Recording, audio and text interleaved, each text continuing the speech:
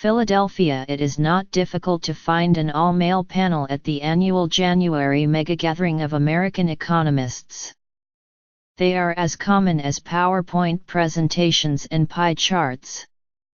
One such panel this year met to sleepily critique President Trump's economic policies, but it was overshadowed by another panel, 2 ballrooms away, that jolted a profession that prides itself on cool rationality. That panel on Friday was stocked with women, each of whom presented new research that revealed a systemic bias in economics and presaged a move by the field's leaders to promise to address some of those issues. Paper after paper presented at the American Economic Association panel showed a pattern of gender discrimination, beginning with barriers women face in choosing to study economics and extending through the life cycle of their careers, including securing job opportunities, writing research papers, gaining access to top publications and earning proper credit for published work. Economics departments have gradually increased their share of female faculty members over the past 20 years. But only 1 in 5 tenure-track economics professors is a woman, according to the American Economic Association's Committee on the Status of Women in the Economics Profession. In many parts of the profession, gender progress stagnated over the last decade. About 1 in 3 new economics doctoral students was a woman in 2016, and fewer than 1 in 3 assistant professors were women. In both of those cases, the share of women was essentially unchanged from 2006. The focus on gender bias in economics began simmering in August, when Alice Wu, an economist from the University of California, Berkeley, detailed in a research paper how the website Economics Job Market Rumors, a much-read, anonymous job rumor forum and message board for economists, had become a hotbed of harassment, with female economists frequently described in often sexual and crude terms. But the barriers women face in this long male-dominated field extend well beyond online harassment. Women must be significantly clearer writers than men to have their work accepted to major economic journals, according to a paper, titled Publishing While Female, that Erin Hengel, a University of Liverpool economist, reported at the conference. They must also wait longer to have their papers published in journals. The bias creeps into the most popular introductory economics textbooks, which refer to men 4 times as often as they do women.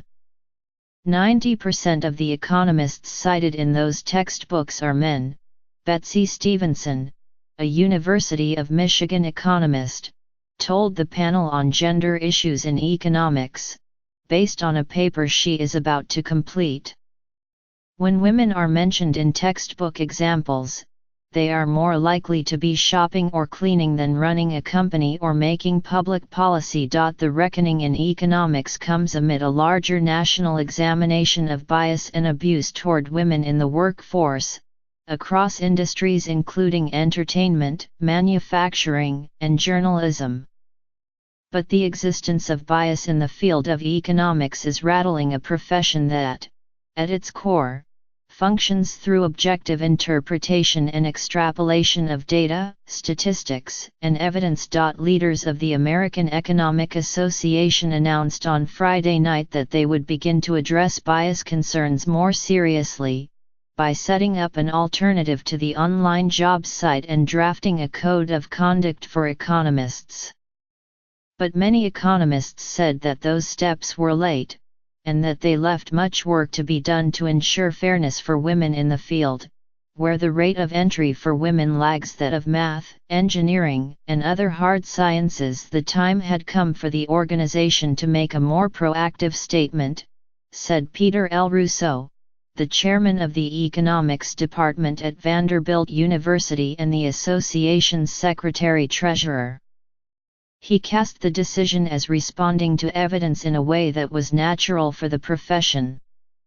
Economists, I think, are just very objective in their view of the world, he said. In interviews during and after the conference, prominent women in economics described how their profession throws barriers in their professional paths, and they criticized the male-dominated leadership in the field for moving slowly to tear those barriers down. I don't think it's because we don't know what is implicit bias. We know, said Rhonda Sharp, the president of the National Economics Association, which was founded to promote the professional development of minorities in the field. It's whether we stand up and call it out, and usually we don't. The annual conference brings together several economics groups, the largest among them the American Economics Association. Before this year's conference, two economists, Heidi Hartman, the president of the Institute for Women's Policy Research, and Michael Reich, a labor economist at Berkeley, circulated a petition calling on the association's leaders to establish their own job market website where comments would be moderated and sexist postings blocked.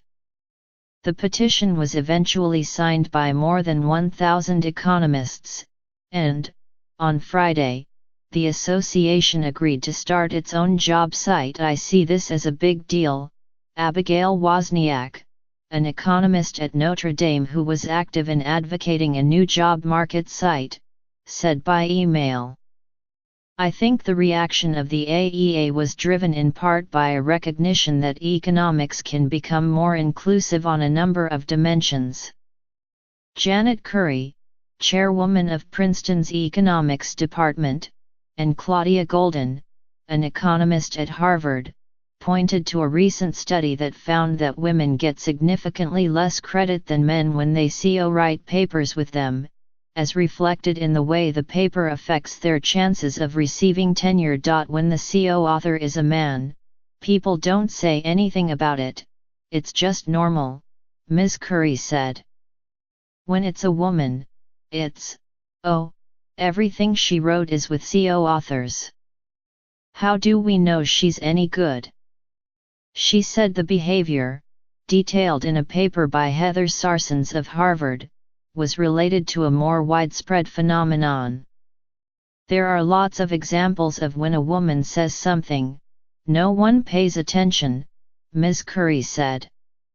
A man says the same thing, everyone says it's great. It happens a lot. Sarah A. Jacobson, an environmental economist at Williams College, recounted an experience during graduate school that she said was indicative. A well-respected female economist delivering a talk at her department was repeatedly interrupted by male economists when trying to answer questions from the audience in the middle of the seminar.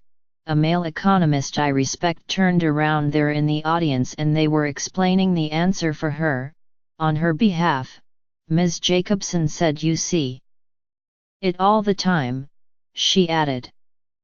You occasionally see it if a male is presenting. You see it pretty often if a woman is presenting. Kate Bann, an economist at the Center for American Progress, said that when she was in graduate school, she was told she was not invited to a regular poker game with her male cohorts, because it included locker room talk.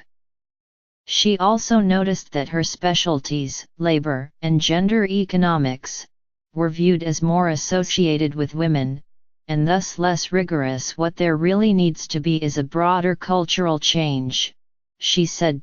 Ms. Hengel, the University of Liverpool economist, used readability tests to conclude that papers written by female economists are on average up to 6% better written than those of men, and that those by women languish in peer review a half-year longer than those of men. She became interested in the topic as a graduate student, she said, when watching a male friend teach a course and noticing the difference in how students reacted to him compared with how they reacted to her. When you're teaching something, when you really nail an explanation, the front row just lights up, she said. But she watched her friend's class light up, even though he wasn't nailing it.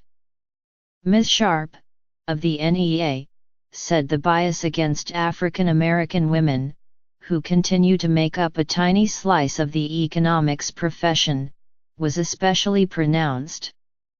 Ms. Sharp's data show that only 52 black women earned economics doctorates between 2006 and 2015, a slight increase from the 46 who earned them in the previous decade. All of this conversation about misogyny with women is not having a conversation about black women, she said. I think of us as the incredible invisible woman. Ms. Stevenson's analysis of the 7 leading introductory economics textbooks found that female economists were all but invisible. More than 90% of real-world business leaders mentioned in the books were men. 3 in 5 fictional characters whom the authors invented to illustrate a concept were men. Only 6% of the policymakers referred to in the textbooks were women. One woman accounted for more than half of those references, Janet L. Yellen, the chairwoman of the Federal Reserve, who is about to be replaced by a man.